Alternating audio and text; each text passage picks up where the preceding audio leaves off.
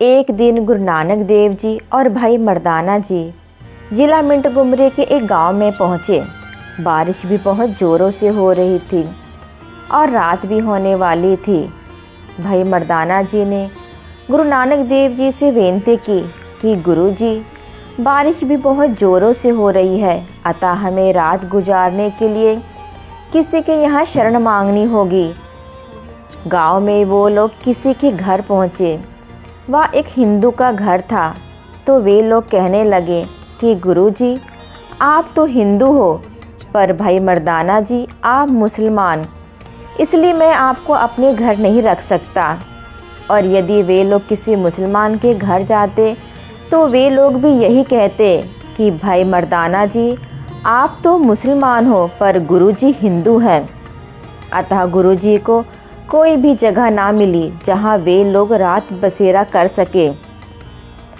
अंत में गुरुजी ने भाई मर्दाना जी को कहा कि चलो, हमें कोई हमारा भगत याद कर रहा है, आज की रात हम उन्हीं के घर पर रहेंगे। भाई मर्दाना जी मन ही मन सोच रहे थे कि यह कोई गुरुजी का विशेष भगत लगता है जहाँ गुरुजी ठहरना चाहते हैं।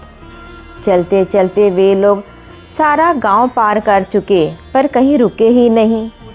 आखिर में एक सुनसान जगह पर एक टूटी हुई झोपड़ी दिखाई दी। गुरुजी जाकर वहीं रुक गए और आवाज़ लगाई, सतकरतार। अंदर से दर्द भरी चीख आवाज़ आई और एक व्यक्ति उस झोपड़ी से बाहर निकला। वह व्यक्ति कहने लगा कि आप लोग कौन हो? मैं एक कुष्ठ रोगी हूँ, मुझे भयानक रोग है। आप लोगों का मेरे पास आना आप लोगों के लिए अच्छा नहीं है। पर गुरुजी ने जवाब दिया, आप इस बात की चिंता मत करो, हम आपकी सहायता करना चाहते हैं। फिर कुष्ठ रोगी ने कहा, जैसी आपकी इच्छा, पर मेरे नज़दीक बदबू के कारण कोई भी मेरे पास नहीं रह पाता। गुरुजी उस झोपड़ी के अंदर जाकर बैठ गए और भाई मर्दाना जी से कहा कि आप रबाब बजाओ और कीर्तन शुरू करो, मैं आग जलाकर इसके उपचार के लिए दवा तैयार करता हूँ। फिर गुरुजी ने कुष्ठ रोगी को दवा देकर मरहम पट्टी शुरू की तो कुष्ठ रोगी का दर्द शांत हो गया और अब उसे आराम महसूस हो रहा था। भाई मर्दाना जी द्वारा कीर्तन सुन वह रोगी कीर्तन में मगन हो गए। भाई मर्दाना जी ने कुष्ठ रोगी से पूछा कि आपको यह रोग कैसे हो गया? जवाब देते हुए कुष्ठ रोगी ने कहा कि मैं एक जमींदार था, मेरे पास धन बहुत ज़्यादा होने के कारण मैं विलासिता में हो गया। मैं अपने अधिकारों का दुरुपयोग कर मनमानी करने लगा, जिसके कारण कई औरतें मेरी वासना का शिकार हुईं। उन औरतों के श्राप से मुझे कुष्ठ रोग हो गया।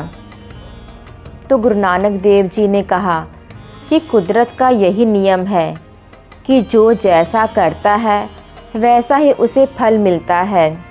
यदि आप अपने कर्मों पर पछतावा करते हो तो हम आपकी सहायता करेंगे, जिसके कारण आपका यह रोग जल्दी ही ठीक हो जाएगा।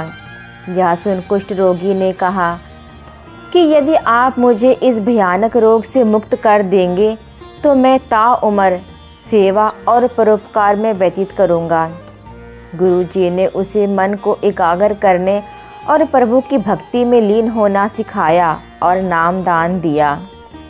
उसने गुरुजी से कहा कि आपने मेरे ऊपर बहुत बड़ा उपकार किया है, आपने मेरी पुकार सुनी। वास्तव में मेरे नज़दीक कोई भी नहीं आता था, मेरे घर वाले भी मेरे इस बदबू और भयानक रोग की वजह से खाना बाहर ही रख के चले जाते थे।